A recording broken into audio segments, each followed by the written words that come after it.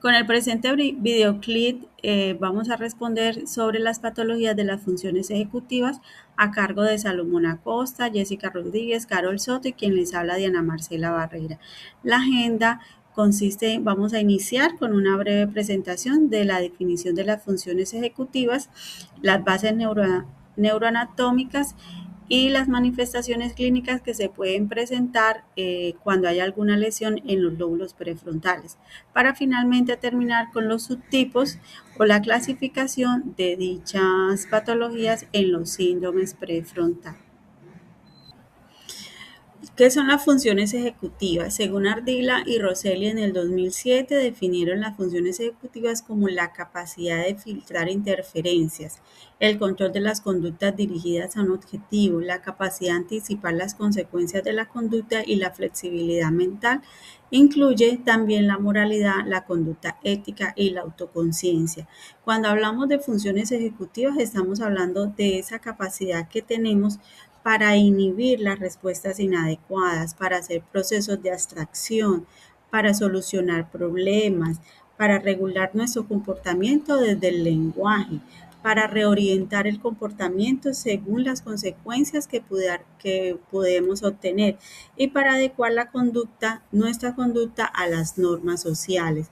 Por eso estamos hablando que no solamente que las funciones ejecutivas juegan un papel básico e importante en la planeación, organización y control del lenguaje, la memoria, la percepción y demás formas de actividad cognitiva.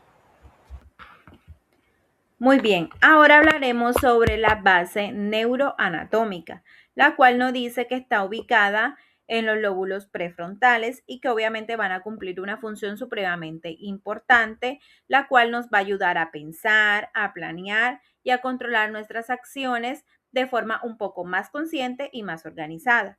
Gracias a ellas podemos organizar ideas, tomar decisiones y reflexionar un poco acerca de lo que realizamos.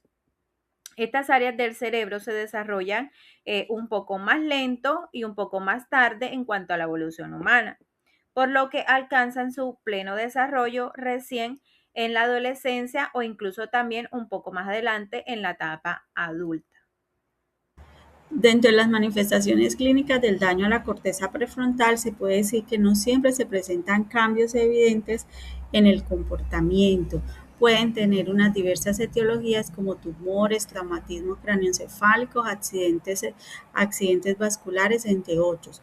Adolescentes con problemas de conducta como robo, incapacidad de seguir normas, la agresividad generalmente presentan un déficit en estas funciones ejecutivas como resultado de una disfunción frontal. El daño también se asocia con una incapacidad para controlar la agresión. Se responde con violencia ante la frustración. Son frecuentes en casos de demencia, especialmente en la frontotemporal y la tipo Alzheimer. Las patologías pueden alterar el comportamiento social, la motivación, la regulación de los estados internos y el control de los procesos cognitivos. Se pierden estos controles internos, entonces se pueden realizar actos desde lo mínimamente inapropiado hasta conductas delictivas. La conducta emocional se vuelve primaria ya que no hay esa regulación para responder. Se pueden presentar estados como la moria, que son euforia excesiva causada por cierta focosidad. Se pueden presentar cambios frecuentes en el estado de ánimo, la impulsividad, la incapacidad para prever las consecuencias de sus conductas. Y Harlow describió el síndrome disejecutivo a partir del caso de Phineas Gage, donde no solamente se evidenciaban cambios cognitivos e intelectuales, sino también en el comportamiento o la personalidad.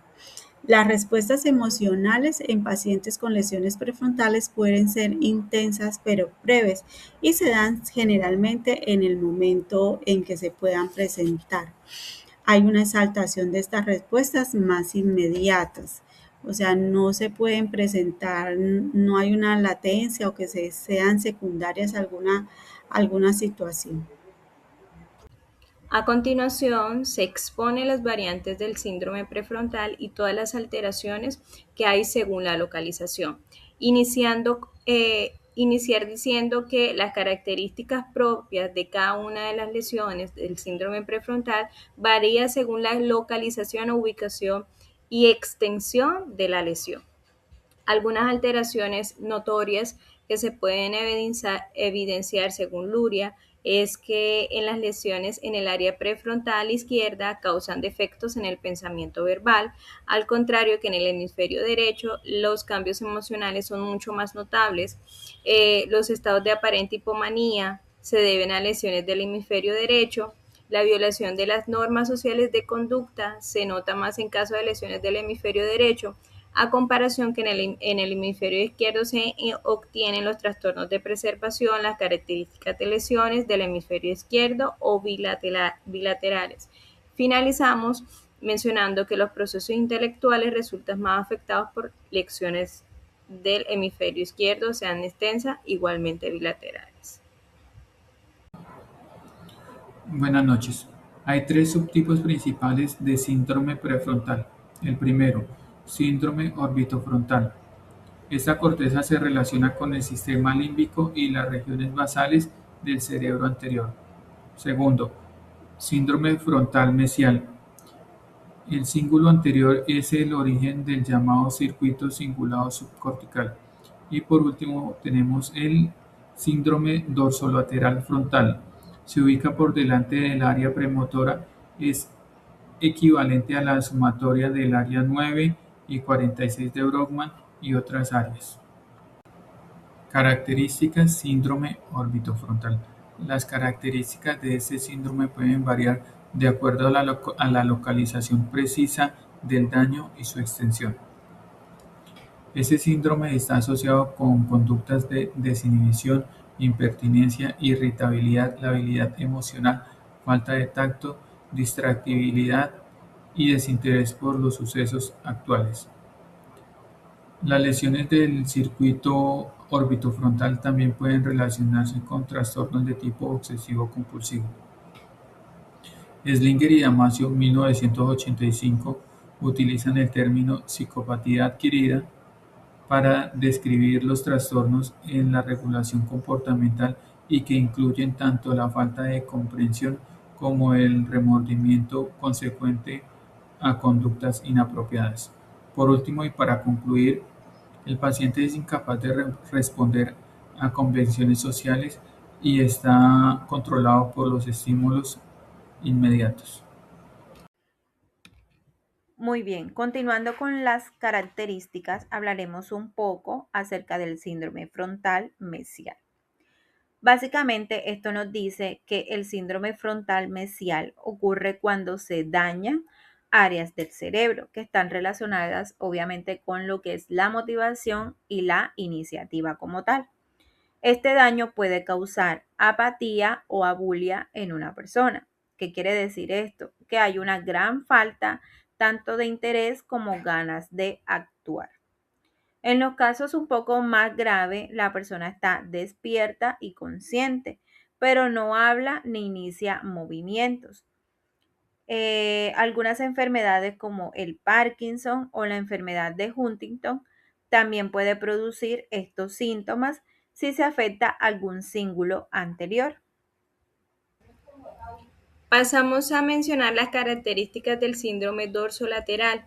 Una de las dificultades más frecuentes que se presentan cuando se tiene ese síndrome es la incapacidad de organizar respuestas con estímulos nuevos o complejos a lo que anteriormente venían realizando. Continuamos con que si hay lesiones dorsolaterales del hemisferio derecho, se evidencia trastornos no verbales y paralingüísticos en la persona. También las demencias subcorticales se caracterizan por defectos en las funciones ejecutivas, deficiencia en la memoria, en la atención y todo lo que viene con ello. También pasamos a que una de las características es que si hay lesiones en el hemisferio izquierdo, habrá disminución en la fluidez verbal y afasia extracerviciana.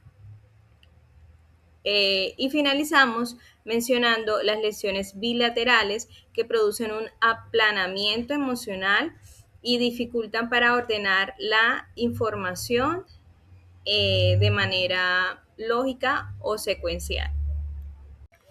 Y como grupo concluimos que el síndrome prefrontal no es homogéneo, sus variantes dependen de las características en cómo se localizan, en la extensión y en la etiología. No todos los procesos ejecutivos se encuentran mediados por la corteza prefrontal y los trastornos ejecutivos por patologías prefrontales son más graves.